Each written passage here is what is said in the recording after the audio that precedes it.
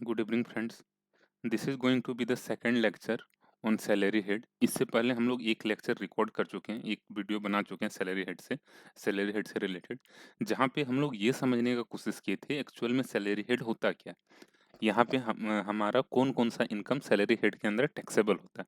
तो last video में हम लोग कुछ इस तरह से समझे थे कि एक पर्सन जो कुछ इनकम रिसीव करता है, एक पर्सन जो कुछ इनकम रिसीव करता है उसको according to income tax law, अगर यहाँ पे वो टैक्सेबल इनकम कैलकुलेट करना चाह रहा है according to income tax law, तो उसको सारा इनकम को 5 हेड में क्लासिफाई कर देना होता है, जिसमें से पहला हेड हमारा होता है सैलरी हेड। सैलरी हेड में बेसिकली उसका वो इनकम आ जाता है, उस पर्सन का वो सब इनकम आ जाता है जो एक एम्प्लॉयर से वो रिसीव किया, एक एम्प्लॉयर से जो कुछ इनकम वो रिसीव किया, या तो कैश का फॉर्म में या नॉन कैश का फॉर्म में, सब कुछ हमारा सैलरी हेड के अंडर आ जाता है। वहाँ पे हम लोग ये भी समझे थे कि एक जो पर्सन होता है, एक अपने एम्प्लॉयर से जो कुछ बेनिफिट रिसीव करता है, जो कुछ इनकम रिसीव करता है, वो उसको हम लोग 3 फेज में क्लासिफाई किए थे, 3 टाइम में वो रिसीव कर सकते हैं। या तो जब वो ऑन जॉब रहा होगा तो रिसीव किया होगा, या जब रिटायर किया होगा उस टाइम रिसीव किया होगा, या तो आफ्टर रिटायरमेंट रिसीव किया होगा। लास्ट जो वीडियो था वहाँ पे हम लोग रिटायरमेंट के टाइम एक एम्प्लॉयर क्या-क्या रिसीव कर सकता है, एक एम्प्लॉयी क्या-क्या रिसीव कर सकता है अपने एम्प्लॉयर से।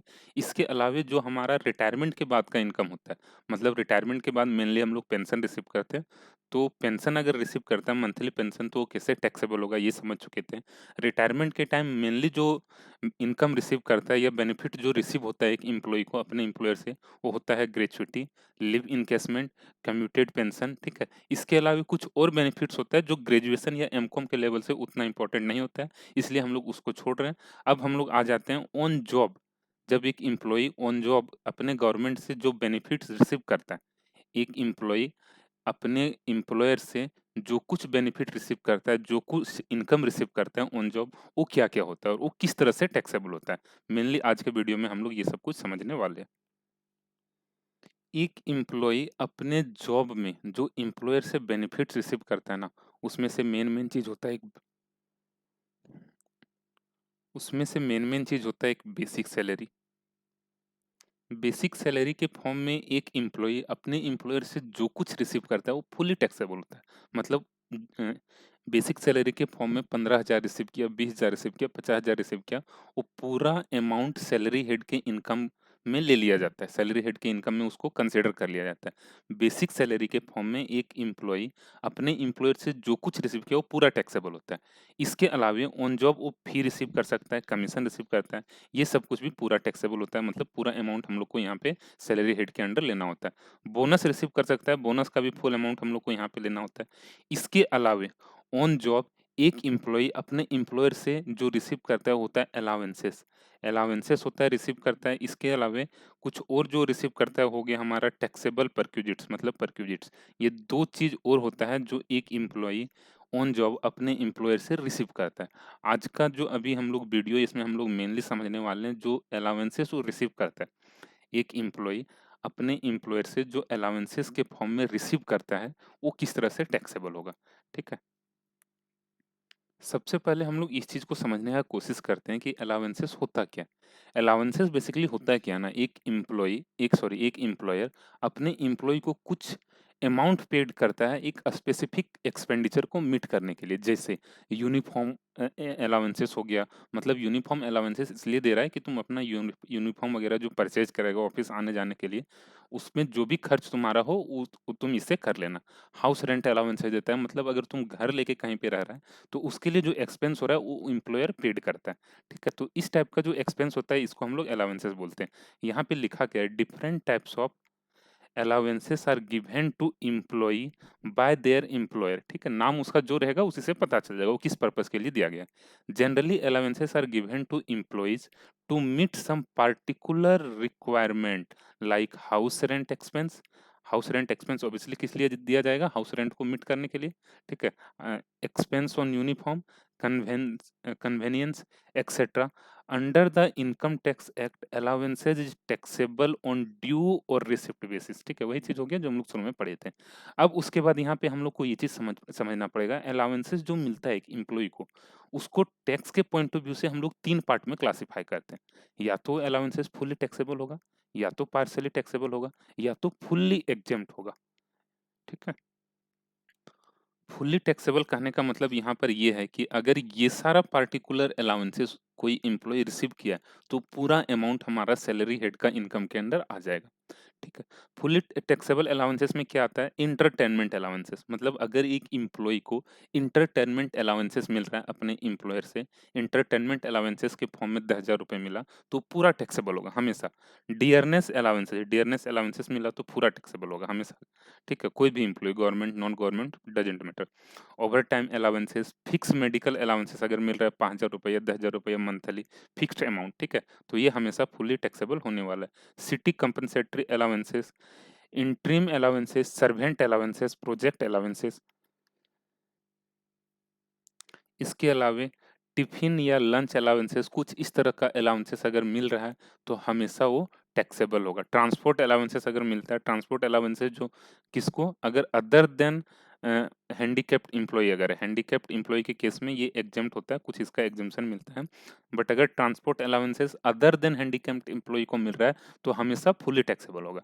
तो फुली टैक्सेबल कहने का मतलब ये चीज हो गया, जो हर एक केस में टैक्सेबल होने वाला है। दूसरा, हम लोग पहले फुली एग्जेम्प्ट को समझते हैं। फुली एग्जेम्प्ट कहने का मतलब ये हुआ कि अगर ये सब अलाउंसेस किसी एम्प्लॉय को मिल रहा है तो पूरा एग्जेम्प्ट होगा, उसको कभी भी हम लोग सैलरी हेड के इनकम निकालने के टाइम उसको कंसिडर नहीं करेंगे, पूरा इग्नोर कर देना है। कौन कौन सा अलाउंसेस होता है? अलाउंसेस टू हाई कोर्ट जज, हाई कोर्ट जज को अगर कुछ अलाउंसेस मिल रहा है तो ये हमेशा पूरा एग्जेम्प्ट होता है। अलाउंसेस पेड बाय यूएनओ, ठीक है, यूएनओ अगर कोई अलाउंसेस पेड कर रहा है तो पूरा एग्जेम्प्ट होगा। कुछ इस तरह का यहाँ पे अलाउंसेस, इस नेचर का अगर अलाउंसेस रहा तो ये हमेशा पूरा एग्जेम्प्ट होगा, मतलब ये हम लोग को लेना ही नहीं है सैलरी में। उसके बाद पार्सली एग्जेम्प्ट जो हमारा होता है, पार्सली टैक्सेबल जो होता है, इसको समझते हैं। पार्सली टैक्सेबल कहने का मतलब ये हुआ कि अगर ये सारा अलाउंस है जो पार्सली टैक्सेबल में आएगा, ये सब अलाउंसेस अगर किसी एम्प्लॉय को मिलता है तो उसका कुछ पार्ट एग्जेम्प्ट होगा और कुछ पार्ट टैक्सेबल होगा। उसमें से सबसे पहला और इम्पोर्टेंट अलाउंसेस जो हो जाता है, ये होता है हाउस रेंट अलाउंसेस।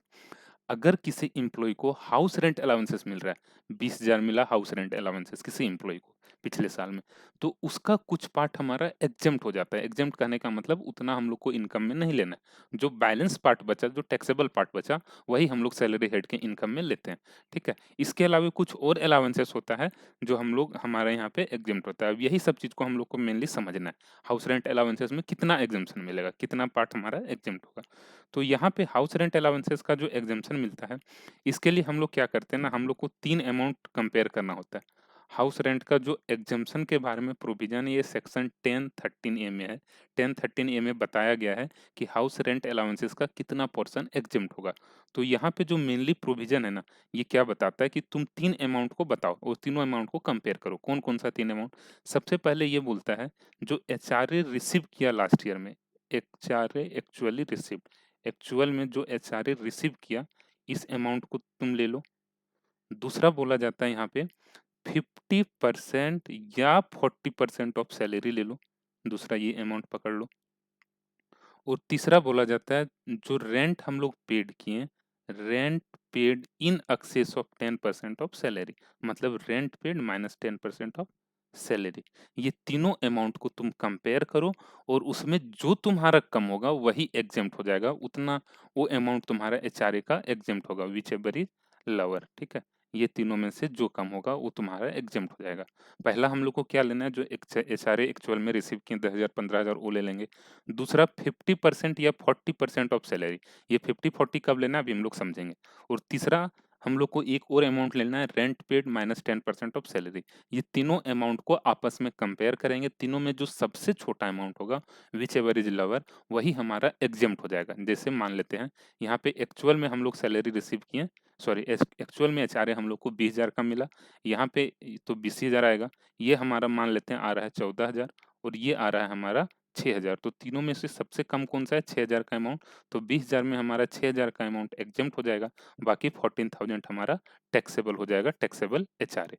ठीक है, अब यहाँ पे एक चीज ये समझना है, 50% अमाउंट कब लेते हैं?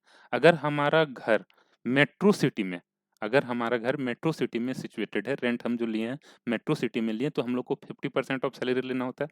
अदर देन हम लोग 40% ऑफ सैलरी रहते हैं, मतलब अगर दिल्ली, मुंबई, कोलकाता, मुंबई, चेन्नई में हमारा ये हाउस लेके रखें तो हम लोग क्या करेंगे, 50% ऑफ सैलरी लेंगे, अदर केस में हम लोग 40% ऑफ सैलरी लेंगे। ये चारों सिटी छोड़ के अगर कहीं दूसरे सिटी में हम अपना हाउस लिए हैं रेंट पे, तो हम लोग 40% ऑफ सैलरी लेंगे, ठीक है। उसके बाद यहाँ पे एक चीज़ और समझना है, यहाँ पे सैलरी का मतलब क्या है, कौन-कौन सा अमाउंट हम लोग को सैलरी में लेना है। तो यहाँ पे ये बोला जाता है बेसिक सैलरी ले लो, डीए इन टर्म्स जो तुम्हारा है वो ले लो, और तीसरा कमीशन अगर फिक्स परसेंटेज ऑन सैलरी है, तो ये तीनों अमाउंट जो पिछला साल का है प्रीवियस ईयर का, उसको ऐड कर लो, जो तुम्हारा अमाउंट आ जाएगा वही यहाँ पर सैलरी का मीनिंग है। 50% ऑफ सैलरी जो ये था ना यहाँ पे, और 10% ऑफ सैलरी यहाँ पे, सैलरी का मतलब ये हो जाता है। इसको हम लोग नीचे जो एक एग्जांपल दिया हुआ है उससे समझने का कोशिश करते हैं। यहाँ पे दिया हुआ है एक एम्प्लॉई था जिसका बेसिक सैलरी 40,000 पर मंथ था, डीए ये था, कमीशन 50,000 था, ठीक है। उसके बाद मोटर कार पर्सनल यूज के लिए इतना का था, एचआरए इतना मिल रहा था। हम लोग से यहाँ पे पूछा गया है find out amount of HRA eligible for exemption, HRA का कितना अमाउंट हमारा एग्जेम्प्ट होगा। तो क्या करेंगे, एचआरए का एग्जेम्प्ट हमारा कौन सा अमाउंट होता है, उसके लिए हम लोग तीन अमाउंट को कंपेयर करते हैं। एक एक्चुअल एचआरए जो हम लोग को मिला, कितना एक्चुअल एचआरए मिला, 15,000 पर मंथ हम लोग को मिल रहा था, तो 15,000 इंटू 12 मिला होगा प्रीवियस ईयर में टोटल एचआरए का अमाउंट, वो अमाउंट हम लोग ले लिए। दूसरा यहाँ पे क्या बोला गया, क्वेश्चन में लिखा हुआ होगा वो कहाँ पे उसका घर सिचुएटेड है। अगर कहीं नहीं लिखा हुआ है तो हम लोग मान लेंगे ये जो है अदर देन मेट्रो सिटी है, ठीक है। यहाँ पे शायद कहीं पे यहाँ पे लिखा हुआ है कानपुर में, ठीक है। तो यहाँ पे 40% ऑफ सैलरी हम लोग को लेना पड़ेगा। सैलरी मतलब क्या हो गया, हम लोग को लेना है बेसिक सैलरी, डीए अगर इन टर्म्स हमारा रहा तो, ठीक है। बेसिक सैलरी हमारा कितना हो जाएगा, क्वेश्चन में दिया हुआ था 40,000 पर मंथ उसका बेसिक सैलरी है, ठीक है। तो 40,000 इंटू 12 जो हमारा अमाउंट हो जाएगा, ये हो जाएगा 3,60,000, 3 लाख, सॉरी ये 4,80,000 आएगा, ठीक है। हमारा बेसिक सैलरी कितना था, 40,000 पर मंथ इंटू 12, 4,80,000। और ये जो था डीए, ये था डीए हम लोग तब लेते हैं जब इन टर्म्स रहा, इन टर्म्स मतलब रिटायरमेंट बेनिफिट्स के लिए अगर रहा, यहाँ पे लिखा हुआ है रिटायरमेंट बेनिफिट्स के लिए। तो ये हमारा 72,000 हो गया, 5,52,000 आएगा, ठीक है। इसका 40% हमारा हो गया 2,20,000, मतलब दो अमाउंट हम लोग ले लिए, एक एक्चुअल एचआरए वाला अमाउंट ले लिए और दूसरा हमारा 40% ऑफ सैलरी। तीसरा हम लोग को लेना होता है rent paid minus 10% of salary. Rent paid हम लोग कर रहे थे 16,000 रुपये पर मंथ, ठीक है। तो 12 मंथ का हो जाएगा 16,000 इंटू 12, ठीक है, माइनस 10% ऑफ सैलरी जो हमारा था, ये लेस करके आएगा 1,36,800। तो तीनों में सबसे कम कौन सा, ये अमाउंट हो गया, तो ये अमाउंट हमारा एग्जेम्प्ट होगा। एक्चुअल एचआरए इतना रिसीव किए, ये पार्ट एग्जेम्प्ट हो गया, balance this will be taxable, ठीक है। क्वेश्चन में यही पूछा गया था कितना उसका एग्जेम्प्ट होगा, तो कुछ इस तरह से हम लोग को एग्जेम्प्ट एचआरए निकालना होता है। अब हम लोग देखते हैं अदर अलाउंसेस को। अगर कोई पार्ट समझ में ना आए तो उसको प्लीज रिपीट करके देख लें, समझ में आ जाएगा, है ना। अब जो हमारा अदर पार्शली एग्जेम्प्ट अलाउंसेस होता है, अब हम लोग उसको देखते हैं। एक तो एचआरए हो गया जो पार्शली एग्जेम्प्ट होगा, ठीक है। कैसे उसका एग्जेम्पशन कैसे निकलेगा, इसके लिए तीन अमाउंट हम लोग को कंपेयर करना होता है, ये हम लोग यहाँ पे समझ लें। इसके अलावा कुछ और अलाउंसेस होता है जिसका कुछ पार्ट एग्जेम्प्ट होता है, कुछ पार्ट मतलब कुछ फिक्स अमाउंट, उसमें से हम लोग जो यहाँ पे ग्रेजुएशन लेवल पे हमारा इंपॉर्टेंट हो जाता है, वो एक होता है अगर कोई अलाउंसेस पेड किया जा रहा है, allowances granted to an employee working in any transport system. अगर कोई एम्प्लॉई किसी ट्रांसपोर्ट सिस्टम में काम कर रहा है, ट्रांसपोर्ट कंपनी में काम कर रहा है, और उसको कुछ अलाउंसेस दिया जा रहा है किस पर्पस के लिए, to meet his personal expenditure during his duty, तो उसका कुछ पार्ट एग्जेम्प्ट हो जाएगा। कैसे हम लोग निकालेंगे कितना एग्जेम्प्ट होगा, तो ये बोलता है कि जो ट्रांसपोर्ट सिस्टम में काम कर रहा है या ट्रांसपोर्ट कंपनी में जो एम्प्लॉय काम कर रहा है, उसको जो अलाउंसेस दिया गया है इस पर्पस के लिए, किस पर्पस के लिए, उसका पर्सनल एक्सपेंडिचर को मीट करने के लिए ड्यूटी के टाइम, तो जो भी अलाउंसेस मिला उसका 70% ऑफ अलाउंसेस हम लोग लेंगे, और दूसरा 10,000 का अमाउंट, ठीक है। दोनों में से जो कम होगा वही उसका एग्जेम्प्ट हो गया। मान लेते हैं कि कोई एम्प्लॉय ट्रांसपोर्ट सिस्टम में काम कर रहा था और उसको पर्सनल एक्सपेंडिचर मीट करने के लिए 40,000 रुपया दिया गया था, ठीक है। तो 40,000 का 70% कितना हो जाएगा, 7 चौके 28, 28,000 और 10,000, दोनों में से कम कौन सा, 10,000, 10,000 एग्जाम्प्ट और 30,000 यहाँ पे टैक्सेबल हो जाएगा। अगर कोई इम्प्लॉय ट्रांसपोर्ट सिस्टम में काम कर रहा है, 40,000 उसको मिला, ठीक है, तो उसका इस तरह से एग्जाम्पशन निकल जाएगा। इसके बाद यहाँ पे और हम लोग एक दो एग्जाम्पशन के बारे में पढ़ते हैं। चिल्ड्रन एजुकेशन अलाउंसेस, अगर किसी इम्प्लॉय को चिल्ड्रन एजुकेशन अलाउंसेस मिला है अपने एम्प्लॉयर से, तो उसका कुछ पार्ट एग्जेम्प्ट हो जाएगा। कितना एग्जेम्प्ट होगा, एग्जेम्पशन जो मिलेगा उसको, वो मिल जाएगा per month per child up to maximum 2 children, ठीक है। 100 रुपी पर मंथ लेना है एक चाइल्ड का, और 2 चाइल्ड का मैक्सिमम उसको एग्जाम्पशन मिलेगा। इसके अलावा अगर हॉस्टल एक्सपेंडिचर अलाउंसेस मिला हुआ है किसी एम्प्लॉय को अपने एम्प्लॉयर से, तो उसका भी कुछ पार्ट एग्जेम्प्ट हो जाता है। मान लेते हैं अगर हाउस रेंट, ये हॉस्टल एक्सपेंडिचर के लिए किसी एम्प्लॉय को अपने एम्प्लॉयर से मिल गया 30,000 रुपये, तो 30,000 में हमारा कितना एग्जेम्प्ट होगा, इस तरह से निकाल लेंगे। 300 एक चाइल्ड का, ठीक है। अगर ये एक चाइल्ड का मिला हुआ होगा तो 300 इंटू 1 इंटू 12, ठीक है। अगर ये 2 चाइल्ड के लिए उसको 30,000 मिला होगा तो 30,000 300 इंटू 2 यहाँ पे कर देंगे, ठीक है। एक बच्चा का 300 रुपया पर मंथ, तो 2 बच्चा का 600 रुपया पर मंथ इंटू 12, जो हमारा आएगा ये एग्जाम्प्ट हो जाएगा, बैलेंस विल बी टैक्सेबल। इसके बाद हमारा यहाँ पे एक चीज़ और होता है, ये ट्रांसपोर्ट अलाउंसेस अगर मिल रहा है हैंडीकैप्ड एम्प्लॉय को, अनहैंडीकैप्ड एम्प्लॉय के केस में तो पूरा टैक्सेबल होगा। अगर हैंडीकैप्ड एम्प्लॉय को ट्रांसपोर्ट अलाउंसेस मिलता है तो उसका कुछ पार्ट एग्जेम्प्ट हो जाएगा कितना, 3200 रुपया पर मंथ। तो इस तरह से हमारा पार्शली एग्जेम्प्ट अलाउंसेस जो होता है ये हम लोग इस तरह से निकाल लेंगे कि उसका कितना पोर्शन एग्जेम्प्ट होने वाला है और कितना पोर्शन टैक्सेबल होने वाला है। तो ये था हमारा अलाउंसेस का प्रोविजन, जो मेनली बीकॉम या एमकॉम के एग्जाम में पूछा जाता है।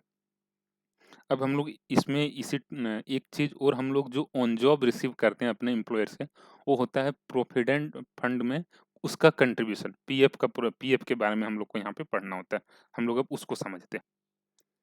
पीएफ के प्रोविजन को अब हम लोग पढ़ लेते हैं, इसको समझने का कोशिश करते हैं एक्चुअल में प्रोविडेंट फंड होता क्या है। जब कोई पर्सन कहीं पे जॉब कर रहा होता है, जब कोई पर्सन कहीं पे जॉब कर रहा होता है तो उसको सैलरी के लिए एम्प्लॉय बोलता है एक अकाउंट तुम खुलवा लो बैंक में, ठीक है।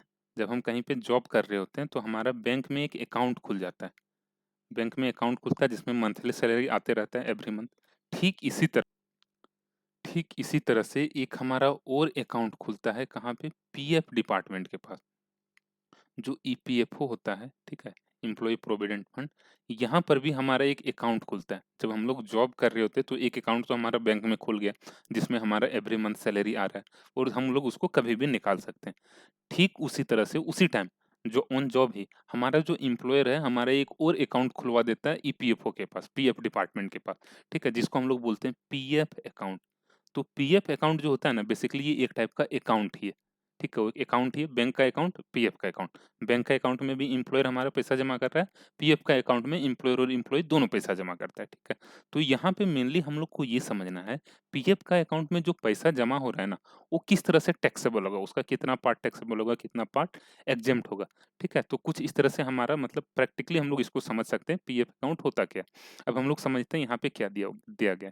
Provident fund scheme is a scheme intended to give substantial benefit to an employee at the time of his retirement।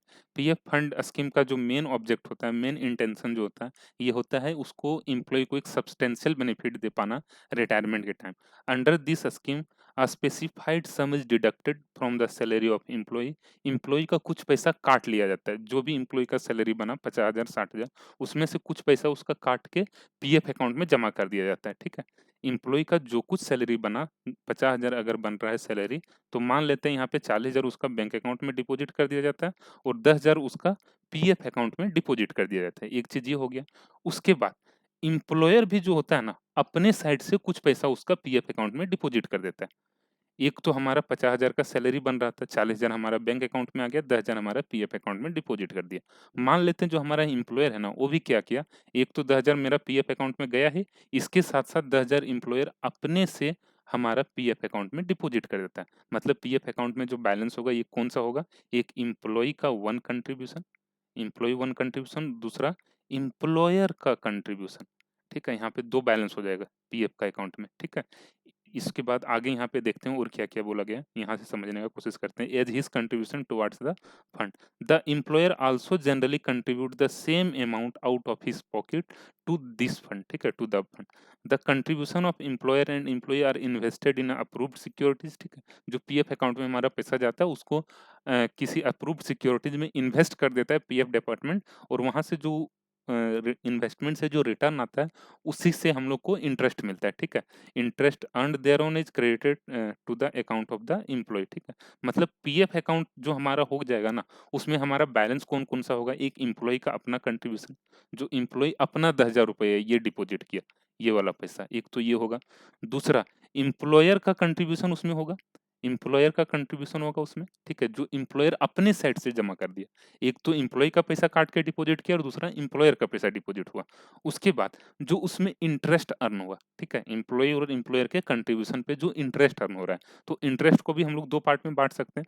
Interest on employee contribution, employee का अपना कंट्रीब्यूशन पे जो अर्निंग हुआ, इंटरेस्ट मिला, और दूसरा जो एम्प्लॉयर का कंट्रीब्यूशन है, उस पे जो अर्निंग मिला, उस पे जो इंटरेस्ट मिला। तो हमारे पीएफ अकाउंट में जो बैलेंस होता है ना, उसको मेनली हम लोग 4 कैटेगरी में डिवाइड कर सकते हैं। अगर हमारे पीएफ अकाउंट में 50,000 या 60,000 है, तो ये पैसा जो होगा ना, ये इसमें कुछ पार्ट हमारा एम्प्लॉयी का कंट्रीब्यूशन होगा, कुछ एम्प्लॉयी का कंट्रीब्यूशन पे इंटरेस्ट होगा, ठीक उसी तरह से कुछ एम्प्लॉयी का कंट्रीब्यूशन होगा और कुछ एम्प्लॉयर के कंट्रीब्यूशन पे इंटरेस्ट होगा। मेनली हम लोग को यहाँ पे यही समझना है कि ये चारों पार्ट में, ये 4 जो उसमें 4 टाइप का बैलेंस हो गया, ठीक है? इसमें से कौन-कौन सा पार्ट टैक्सेबल होने वाला है। यहाँ पे हम लोग एक चीज़ और समझते हैं, जो हमारा पीएफ का अकाउंट होता है ना, ये 4 टाइप का होता है। एक होता है रिकॉग्नाइज्ड प्रोविडेंट फंड, दूसरा होता है अनरिकॉग्नाइज्ड प्रोविडेंट फंड, तीसरा होता है स्टैट्यूटरी प्रोविडेंट फंड और चौथा पब्लिक प्रोविडेंट फंड, जिसको पीपीएफ बोलते हैं। रिकॉग्नाइज्ड प्रोविडेंट फंड जो होता है आरपीएफ, ये उस टाइप का प्रोविडेंट फंड होता है जिसको इनकम टैक्स कमिश्नर रिकॉग्नाइज किया, सीआई, ठीक है, कमिश्नर ऑफ इनकम टैक्स, इसको रिकॉग्नाइज किया कि यहाँ पे अगर तुम्हारा इन्वेस्टमेंट होता है तो उसके बदले में तुमको डिडक्शन देंगे। दूसरा होता है यूआरपीएफ, जिसको इनकम टैक्स डिपार्टमेंट रिकॉग्नाइज नहीं किया। तीसरा होता है स्टैट्यूटरी प्रोविडेंट फंड, जो गवर्नमेंट एम्प्लॉइज के लिए खुलता है। आरपीएफ और यूआरपीएफ जनरली प्राइवेट सेक्टर के एम्प्लॉइज का अकाउंट जो खुलता है, वो या तो आरपीएफ अकाउंट होगा या तो यूआरपीएफ होगा। तीसरा हो गया स्टैट्यूटरी प्रोविडेंट फंड, और चौथा जो स्कीम है पब्लिक प्रोविडेंट फंड का, ये गवर्नमेंट बेसिकली उन पर्सन के लिए लाया है जो सैलरीड एम्प्लॉय नहीं है, जिसका सैलरीड इनकम नहीं है। क्योंकि जो सैलरी जो जॉब में है, उसका तो एक पीएफ का अकाउंट खुल जाएगा, बेचारा जब रिटायर करेगा तो उसको अच्छा खासा पैसा मिल जाएगा। लेकिन जो कहीं पे जॉब नहीं कर रहा है, सेल्फ एम्प्लॉयड, ठीक है, खुद का अपना बिजनेस चला रहा है, वो भी अगर चाहता है कि हमारा भी एक पीएफ का अकाउंट हो, ठीक है, तो अपना एक अकाउंट खुलवा सकता है जिसमें वो खुद का कंट्रीब्यूशन करेगा। तो उसको यहाँ पे बोलेंगे पब्लिक प्रोविडेंट फंड। यहाँ पे एक चीज़ ये समझना पड़ेगा, पब्लिक प्रोविडेंट फंड का जो बैलेंस होगा ना, इसमें एम्प्लॉयर का कंट्रीब्यूशन नहीं होगा। इसमें केवल एम्प्लॉयी का कंट्रीब्यूशन होगा और केवल एम्प्लॉयी के कंट्रीब्यूशन पे इंटरेस्ट होगा। क्यों? क्योंकि जो पीपीएफ होता है, ये सैलरीड एम्प्लॉयी के लिए नहीं होता है, ये नॉन सैलरीड एम्प्लॉयी के लिए होता है। उसका अपना केवल कंट्रीब्यूशन होगा। ठीक है?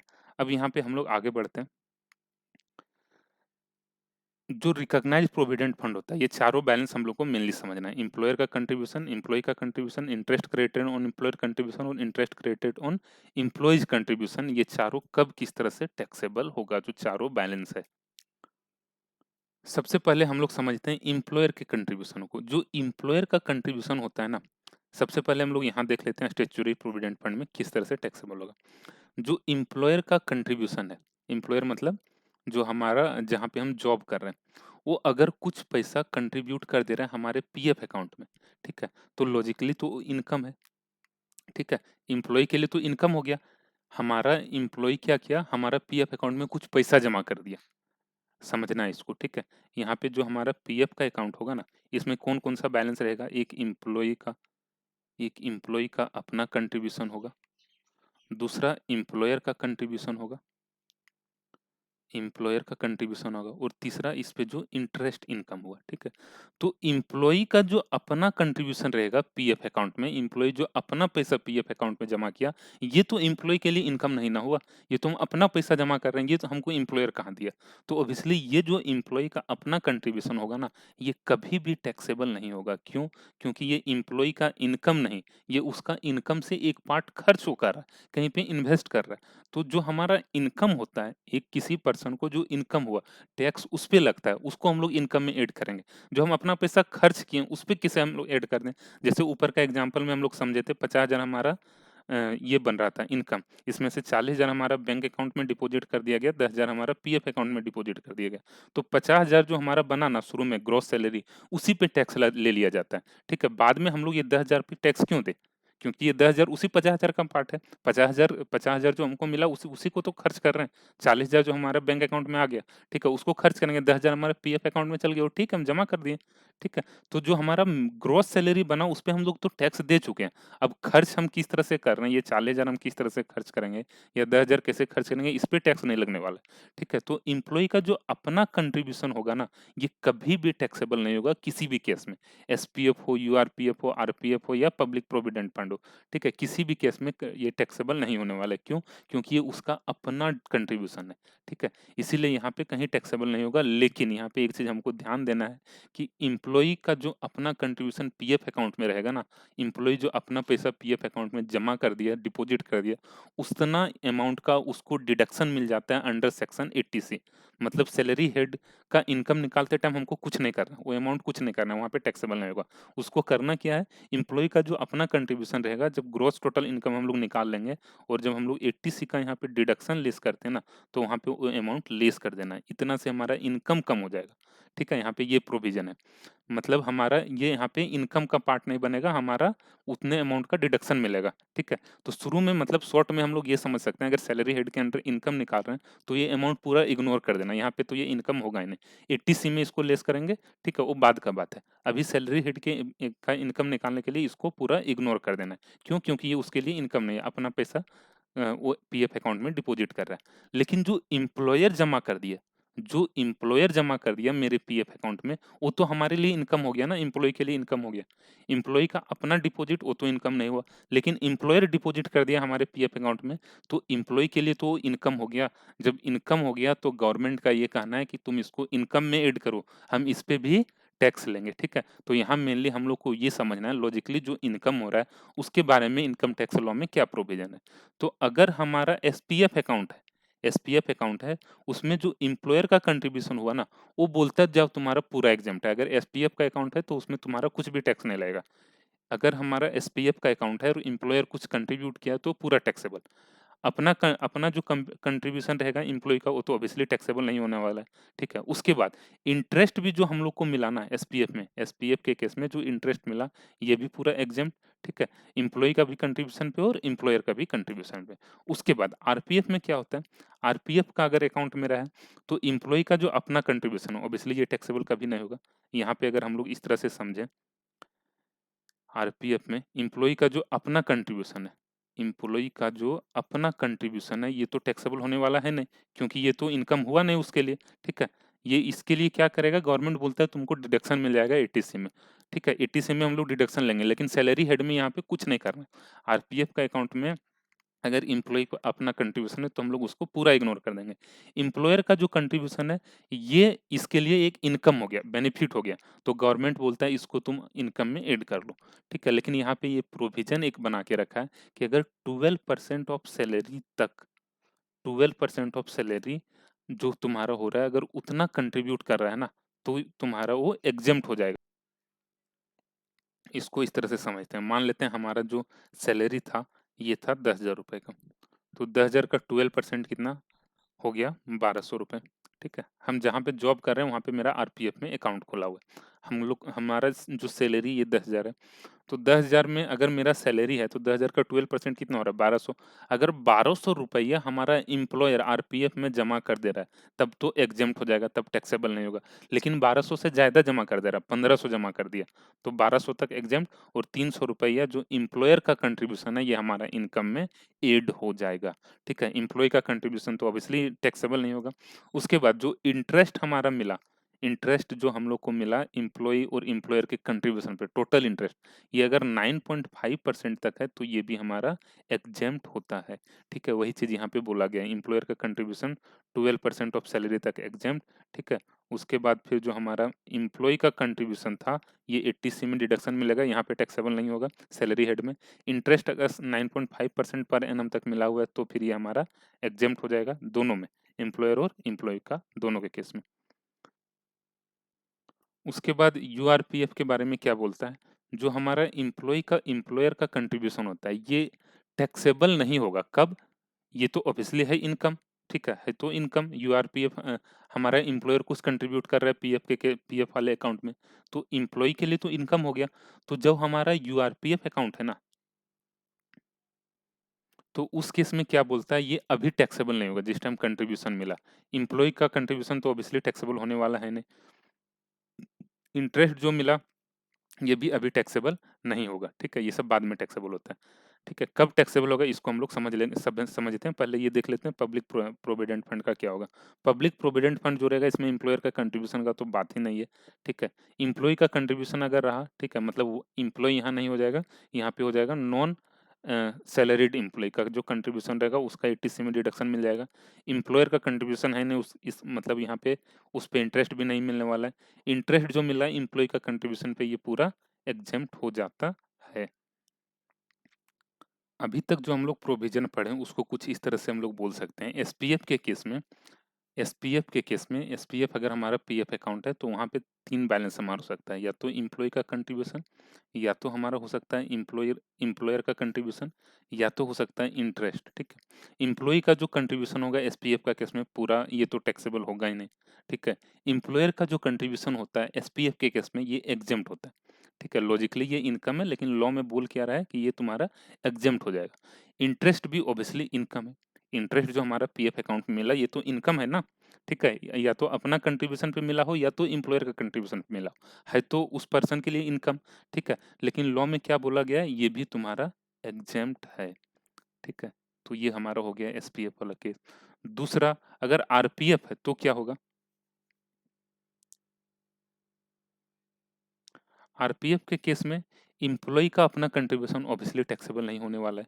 ठीक है, एम्प्लॉय का जो अपना कंट्रीब्यूशन होगा ये तो इनकम है नहीं तो टैक्सेबल होगा नहीं।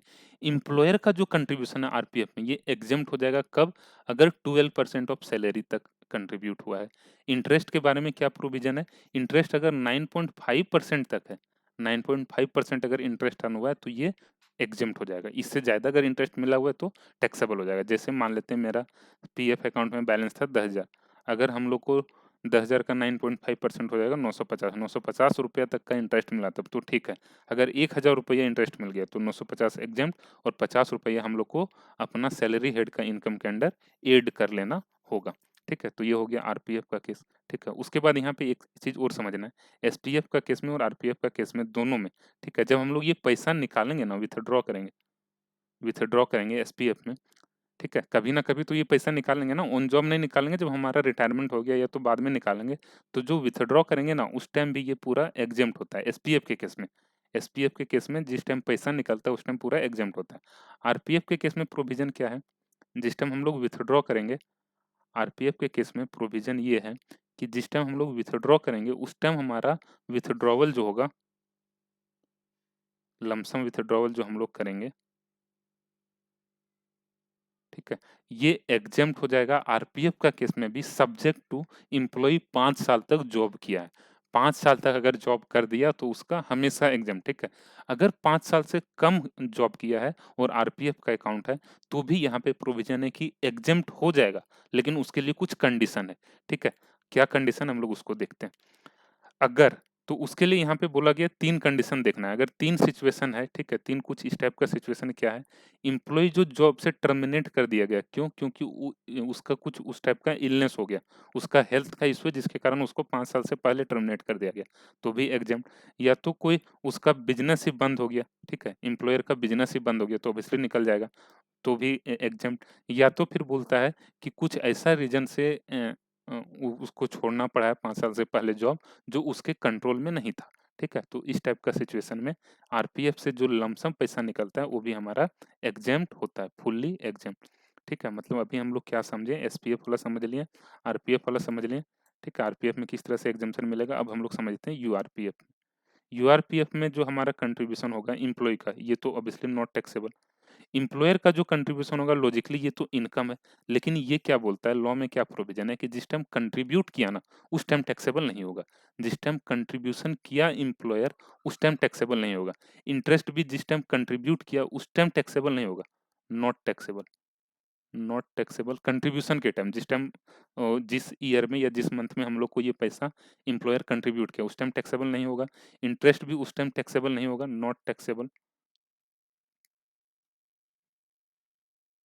टैक्सेबल कब होगा? जब हम लोग पैसा निकालेंगे। यूआरपीएफ का अकाउंट मेरा है, अनरिकॉग्नाइज्ड प्रोविडेंट फंड में हमारा अकाउंट है, तो लमसम पैसा जब हम लोग निकालेंगे ना, तो उस टाइम हमारा अमाउंट टैक्सेबल हो जाएगा। टैक्सेबल किस तरह से होगा? यहाँ पे ये चीज़ बोला गया है, ठीक है? जब हम लोग लमसम अमाउंट निकालेंगे यूआरपीएफ का, तो हम लोग को 4 बैलेंस मिलेगा। एक हमारा हो जाएगा एम्प्लॉय का अपना कंट्रीब्यूशन, एम्प्लॉय का अपना कंट्रीब्यूशन, ठीक है? ये नॉट टैक्सेबल होगा। जो एम्प्लॉयर का कंट्रीब्यूशन रहा,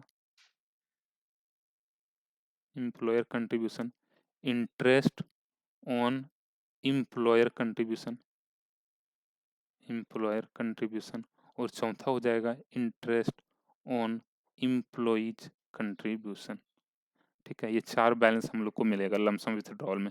तो जो एम्प्लॉयर का कंट्रीब्यूशन है और जो इंटरेस्ट मिला एम्प्लॉयर का कंट्रीब्यूशन पे, ये दोनों सैलरी हेड के अंदर टैक्सेबल होगा। एम्प्लॉय का अपना कंट्रीब्यूशन लॉजिकल है, टैक्सेबल नहीं होना चाहिए, लेकिन एम्प्लॉय का कंट्रीब्यूशन पे जो इंटरेस्ट मिला ना, ये हमारा टैक्सेबल होगा अदर सोर्सेज हेड में, ठीक है? तो ये बेसिकली पीएफ का प्रोविजन है, ठीक है? और उसके बाद जो हमारा पीपीएफ होता है, उसमें तो एम्प्लॉयर का कंट्रीब्यूशन होगा नहीं, एम्प्लॉय का अपना कंट्रीब्यूशन ऑब्वियसली टैक्सेबल नहीं होगा, ठीक है? और इंटरेस्ट जो मिलता है यहाँ पर भी ये पूरा एग्जेम्प्ट होता है, और जो लमसम विथड्रॉल होता है वो भी पूरा एग्जेम्प्ट हो जाता है। मेनली जो एग्जाम में क्वेश्चन आता है वो आरपीएफ का होता है, ठीक है? आरपीएफ में हम लोग को ये ध्यान देना है कि एम्प्लॉयर का कितना कंट्रीब्यूशन टैक्सेबल होगा और कितना इंटरेस्ट टैक्सेबल होगा। एम्प्लॉय का अपना कंट्रीब्यूशन तो टैक्सेबल होने वाला है ही नहीं, ठीक है? तो आज हम लोग ये पीएफ का जो था प्रोविजन ये भी समझ लिए, अलाउंसेस के प्रोविजन को समझ लिए। नेक्स्ट जो वीडियो बनेगा उस फर्क का रहेगा परक्विजिट्स का, और उसमें कोशिश करेंगे ये पूरा सैलरी हेड कवर हो जाए। Thank you, thanks for watching this video.